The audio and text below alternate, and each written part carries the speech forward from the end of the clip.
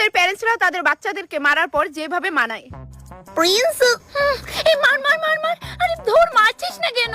সারাটা দিন খালি মোবাইল আর মোবাইল। একটু বাইরে বেরিয়ে তো দেখতে পারো, বাইরের জগৎটা কত বেরঙ্গিন। এই যাও তো, ফালতু কথা বলো না তো। প্রিন্সেস টুস। তুমি আমার গায়ে আঙ্গুল তুললে মাম্মা? ঠিকই তো আছে, তোমাদের খাই, তোমাদের পরি, তোমরাই তো আঙ্গুল তুলবে। কি করলাম এটা আমি? তুমি আমাকে এত জোরে চড় মারলে, কিভাবে পারলে বলো তো? সরি সোনামা, মামামের কোনো ইন্টেনশন ছিল না তোমাকে মারার। সি মামাম also cry. You don't love me, please go. আমি আজকে এই আঙ্গুলই রাখবো না। মাম্মাম স্টপ, আঙ্গুল কাটলে আনবে কিভাবে? তুমি তোমার বাবাকে এত ভালোবাসো সোনামা?